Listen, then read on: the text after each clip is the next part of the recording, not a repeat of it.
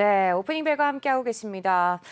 연말에 산타레일을 기대를 했는데 국내 증시의 변동성이 점점 더 커지고 있습니다. 아무래도 오미크론 변이 바이러스의 불확실성이 좀 장기화되면서 투자 심리가 좀 약화됐죠. 거기다가 좀 확실한 상승 모멘텀이 좀 부족한 것 같습니다. 이럴 때에 어떻게 투자 아이디어를 좀 가져가 보면 좋을지 말씀 들어보도록 할 텐데요. 이승화 전문가 화상 연결되어 있습니다. 안녕하세요. 안녕하세요. 앵커님 반갑습니다. 네, 전문가님. 오늘은 어떤 내용으로 또 우리 투자 아이디어를 가져가 보면 좋을까요? 네, 시청자 여러분 반갑습니다.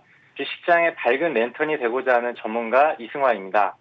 미국 시장은 다우와 나스닥이 급등을 하면서 장을 마감했습니다. 뉴욕 증시는 바이든 대통령의 대국민 연설에 주목을 했습니다.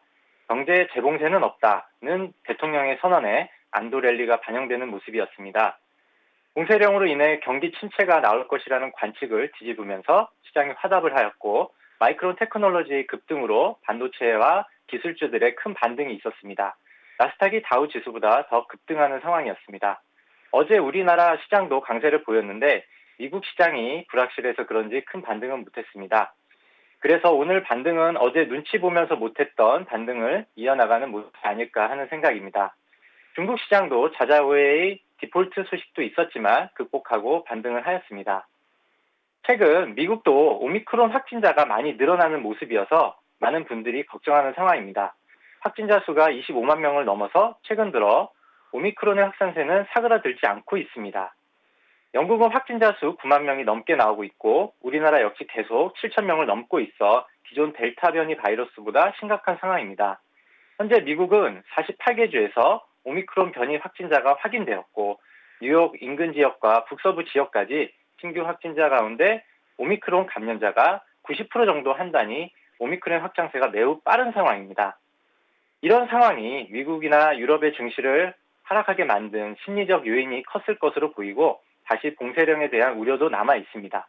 하지만 이 우려를 바이든 대통령의 발언으로 해소되고 경기에 대한 불안감을 극복하는 반응이 아니었나 생각이 됩니다. 그리고 실적 발표한 마이크론의 주가도 예상과 달리 호조를 보여 실적 우려감도 이겨냈습니다. 최근 중국 헝다 사태 이후 제2의 헝다로 불리던 자자우에가 디폴트 선언을 한 게 중국의 악재였고 최근 조정을 많이 받았는데 어제는 그걸 극복하고 반등을 보였습니다.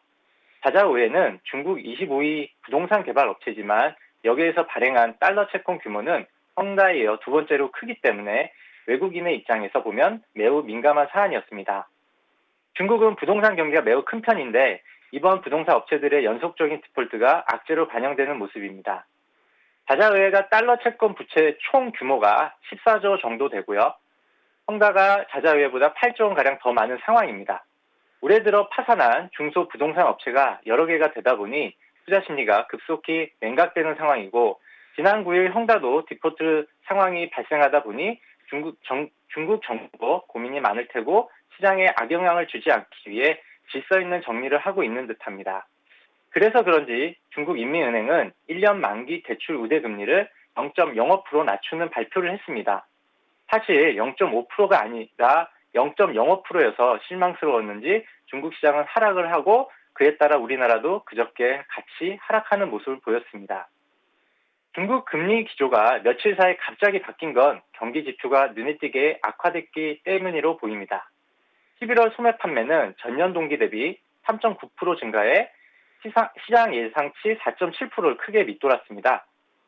기저효과가 작용했지만 18.3%까지 치솟았던 1분기 성장률이 3분기 4.9%로 주저앉았고 헝다 사태 등으로 인하여 위축된 상황에서 4분기에는 4% 미만으로 낮아질 것으로 예상되고 있습니다. 이렇게 성장 지표가 낮아진 상태에서 전망도 밝지 않은 부분이 중국 시장을 누르고 있고 중국과 상관관계가 많은 우리나라도 그 영향을 적지 않게 받고 있는 상황입니다. 그래도 중국 상해 지수는 이틀 큰 조정 후 반등을 하는 모습이어서 그 악재도 희석되는 느낌입니다. 대신 헝다와 카이사가 상장되어 있는 홍콩 지수는 많이 하락하고 있다가 어제 오랜만에 반등하면서 8,000선을 지키는 모습입니다. 최근 홍콩 지수는 1년 내내 빠지는 모습이었고 지금도 저점을 형성하는 모습인데 시간을 10년으로 늘려서 보니 10년 동안 지수의 흐름 중 두 번째로 낮은 상황입니다. 10년 동안 홍콩 증시는 성장을 못한 거죠. 아무리 중국이 무역 전쟁으로 안 좋다고 해도 10년 동안의 저점 부근이면 이 구간에서 저점이 형성될 수 있다는 가정을 한번 해봅니다. 만약 이 저점이 깨지고 2016년 저점을 뚫고 내려간다면 중국은 다시 한번 부양책 카드를 내놓지 않으면 안 될 것 같습니다. 지난 15일 중국 인민은행은 지준율을 0% 인하였고 경기 부양책의 첫 단추를 끼웠습니다.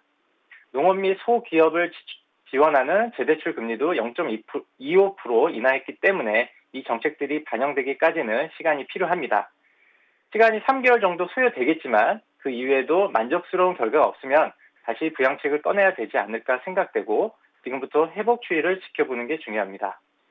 중국 악재가 거의 반영되고 내년에 동계올림픽과 시진핑 주석의 연임 문제가 해결되면서 중국이 다시 살아나기를 바라고 있습니다. 그와 달리 미국은 어제 나스닥의 반등을 이끈 반도체주인 마이크론 테크놀로지가 있습니다. 자체 기준 1분기 매출이 전년 동기보다 33% 늘어난 77억 달러 가까이 기록하였고 순이익은 23억 달러 가까이 나와서 예상치를 웃도는 실적을 기록하였습니다. 아이러니하게도 지난 8월 모건 스탠리는 메모리 겨울이 오고 있다고 보고서를 쓴 적이 있는데요. 그로 인해 메모리 칩의 다운 사이클을 전망했으나 그 우려를 보란듯이 깨고 실적 호조를 이끌었고 마이크론의 호실적에 이어 삼성전자의 호실적도 기대할 수 있습니다. 이번 분기 마이크론 실적을 이끈 것은 데이터 센터와 자동차 관련 매출이 급증했기 때문입니다.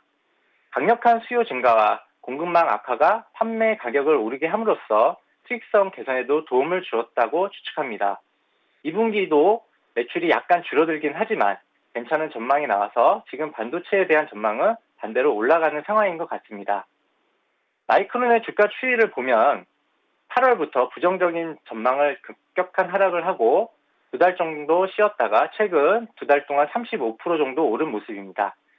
최근 주가는 결국 실적을 바탕으로 상승한 것이어서 더 탄탄한 모습입니다. 최근 물가지수의 상승을 안 볼 수 없는 상황이라 다시 말씀드립니다. 공급망 문제가 반도체 가격을 견인했듯이 최근 코로나의 병목 현상으로 모든 물가들이 오르고 있는 상황입니다. 물가지수의 상승은 결국 미국 금리 인상에도 영향을 준 모습이고 테이퍼링도 앞당기는 상황입니다. 내년에 금리 인상이 예고되어 있어 유가에도 영향을 미칠 것 같아서 기사를 한번 찾아보았습니다. 최근 미국 정부가 휘발유 가격 안정화를 위해 전략 비축유를 1,800만 배럴 방출하기로 했습니다. 미국 에너지부는 최근 5천만 배럴 방출 계획도 갖고 있어서 이 비축유 방출이 유가를 끌어내리고 물가를 조금 안정시킬 수 있지 않을까 기대를 하고 있습니다. 최근 WTI 선물 가격도 하향하고 있는 상황이라 물가도 좀 잡히겠구나 하는 생각도 있는데요. 아직 그 가격이 현실에 반영이 좀 늦는 것 같습니다. 원유 선물 가격과 달리 휘발유 가격은 아직 내리지 않는 모습입니다.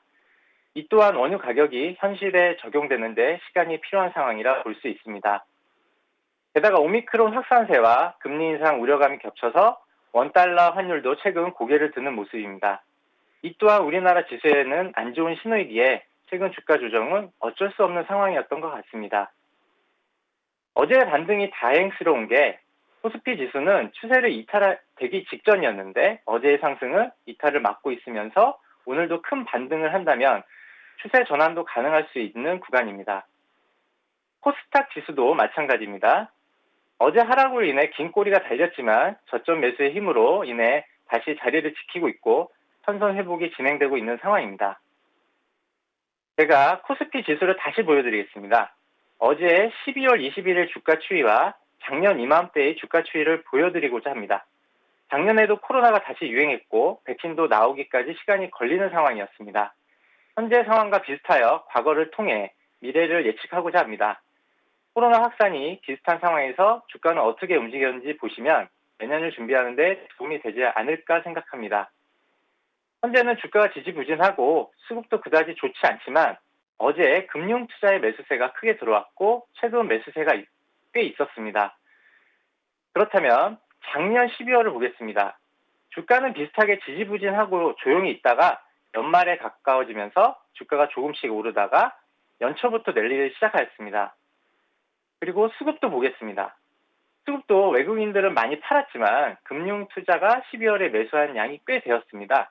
물론 배당을 노리거나 단기 차익을 노리는 물량도 있었겠지만 어쨌든 주가 상승에 무게를 둔 매수가 아니었나 생각됩니다. 올해도 마찬가지 양상을 보이고 있습니다. 최근 들어 금융투자의 매수세가 이어지고 있는 가운데 연말까지 이어진다면 배당과 상승을 노리고 들어온 물량일 수 있으므로 3천선을 탈환하고 연말 연초 랠리를 기대할 수도 있을 것 같습니다. 지금까지 우리가 모르는 악재는 없습니다. 금리 인상도 내년에 예정되어 있고 올해 오미크론 확산도 있었고 백신 추가 접종과 치료제도 나와 있는 상황이니 코로나로 인한 악재도 이제 거의 나왔다면 주가는 실적만 받쳐준다면 못 오를 이유가 없어 보입니다. 삼성전자와 SK 하이닉스 실적도 마이크론을 보았을 때 큰 문제가 없어 보입니다. 다시 한번 마이크론 주가 추이를 보여드리겠습니다. 2달간 꾸준히 상승을 하고 있고 전고점을 뚫은 상황이라 상승세는 아직 지켜봐야 합니다. 그렇다면 삼성전자도 전고점 부근에 있는데 실적 발표가 무난하다면 이 주가도 8만 원을 탈환하지 않을까 조심스럽게 예측해 봅니다. 제가 지난주 말씀드린 것처럼 기관과 외국인의 매수 단가도 7만 5천 원이라고 말씀드렸는데요. 그들이 주가를 좋게 보고 들어왔다면 8만 원 이상은 보지 않을까 기대해 봅니다. 어제 삼성전자의 수급은 외국인과 금융자 그리고 연기금이 들어온 상황입니다. SK 하이닉스 주가를 보면 마이크론과 비슷한 상황입니다. 저점 대비 37%가 오른 상황이라 더욱 강한 모습으로 진행되고 있습니다. 여기도 외국인과 금융투자 그리고 연기금이 들어온 상태고요. 결국 수급도 좋고 실적이 뒷받침된다면 주가가 오르는 모습은 당연한 게 아닐까 생각되며 이 상황이 그대로 이어진다면 우리나라 지수도 더 오르지 않을까 생각이 됩니다. 오늘의 관심주를 말씀드리겠습니다. 이번에는 누구나 많이 아시는 NFT 대장주 위메이드입니다. 회사 내용은 코스타 중견기업이고 잘 아시는 회사라 간단하게 소개를 하겠습니다. 온라인 게임과 소프트웨어 개발 및 공급을 하는 회사입니다. 모바일 게임도 개발하고 공급하고 있으며 설립일은 2000년이니 20년이 넘은 회사입니다. 이 회사는 최근에 왕성한 활동을 하고 있는데요. 특히 NFT 관련해서 대장주로 큰 시세를 냈었는데 최근 많이 조정을 받아서 다시 관심을 가져보면 어떨까 해서 말씀드립니다. 최근 위메이드는 미르4를 출시하고 좋은 반응을 얻고 있으며 수익도 계속 나고 있는 상황에 NFT 관련 사업과 T2E 관련주로서 많은 관심을 받았습니다. 최근 주가 하락은 게임 규제 영향으로 인해 게임 내 아이템을 현금화할 수 있는 부분에 대한 규제 내용을 다른 회사에서 통보받았는데 원래 우리나라는 게임 아이템이 현금화는 어렵게 되었던 거라 새로운 사실이 아니었음에도 불구하고 시장은 조정이 있었습니다. 결국 그 물량을 외국인들이 받아가는 모습을 보였고 어제를 계기로 어느 정도 하방 경직성을 보이고 있지 않을까 하는 생각에 관심주로 말씀드립니다. 워낙 강한 테마주들은 한번 시세 후 조정을 어느 정도 거치고 호재가 나타나면 다시 반등하는 모습을 보여주고 있습니다. 그래서 위메이드는 이런 관점에서 관심을 가져볼 필요가 있으며 현재는 아니지만 외국에서 인기가 더 늘어난다면 우리나라 규제와는 별개로 시장을 선도할 수 있다는 생각이 듭니다.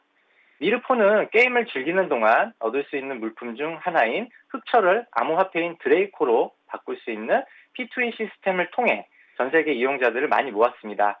이 성과를 토대로 내년에는 100개가 넘는 P2E 게임들을 자사의 블록체인 생태계인 위믹스에 온보드 하겠다고 계획하고 있습니다. 현재 미르4 글로벌은 최근 동시 접속자 수가 130만 명을 돌파했고 서버 수는 220개를 돌파했다고 합니다. 액션 스퀘어의 새로운 스마트폰 게임인 블레이드 리액션을 위믹스에 탑재한다고 밝혔으며 경쟁력 있는 게임들을 계속 공개한다면 그 생태계는 매우 확장성이 커질 수 있는 가능성을 보입니다. 결국 게임을 하면서 돈을 벌 수 있다는 컨셉이 시장에 크게 매력으로 떠오르면서 흑철을 통해 게임을 하면서 돈을 바꿀 수 있는 구조는 지금 진행 중이고 내년에 그 결과물이 나오지 않을까 생각이 됩니다. 흑철을 모아 위믹스 플랫폼을 통해 타 재화로 교환하거나 어리선을 보내 성공을 시킬 수 있으면 이러한 점이 게임을 통해 돈을 벌 수 있는 P2E의 개념이 실현 가능하다는 점으로 인식되어 위믹스의 생태계에 관심을 갖고 있는 것 같습니다. 그러면서 주가도 선 반영된 것에 급등했다가 조정 후 실적을 기초로 한다면 다시 주가가 오르지 않을까 생각이 됩니다. 어제 뉴스가 하나 더 나왔는데요. 위메이드는 미르4 글로벌 버전의 캐릭터 NTF를 NFT를 정식 도입한다고 21일 밝혔습니다. 이로써 이용자들은 자신이 공들여 키운 게임 캐릭터의 소유권을 인정받고 하나뿐인 고유한 자산임을 증명할 수 있게 되었습니다. 올해 실적은 흑자 전환하였고 내년에는 현재보다 실적이 더 좋아질 수 있다는 전망이 나오고 있습니다. 그래서 그런지 최근에 외국인과 연기금이 조금씩 사모으고 있습니다. 다시 고점을 탈환할지 궁금하지만 그건 시간이 필요한 상황입니다. 워낙 등락이 심한 종목이라 손절가는 15만원으로 짧게 가도록 하겠습니다. 1차 목표가는 20만 원이고 2차 목표가는 24만원으로 보시면 될 것 같습니다. 이 회사는 변동성이 크므로 손절 매도 중요하고 단기 급등이나 급락 시 비중 조절도 유의하셔야 한다는 점 거듭 말씀드립니다. 오늘 준비한 내용은 여기까지입니다. 남은 연말 따뜻하게 보내시고 성공 투자하시길 바랍니다. 감사합니다. 안녕하세요. 내외경제TV의 장유진입니다. 저희 내외경제TV의 다양한 영상과 콘텐츠 잘 보고 계신가요? 더 많은 영상과 콘텐츠를 원하신다면 지금 왼쪽의 버튼으로 저희 채널을 구독해주세요. 저희 다시 보기 채널도 따로 있으니까요. 많은 관심 부탁드립니다.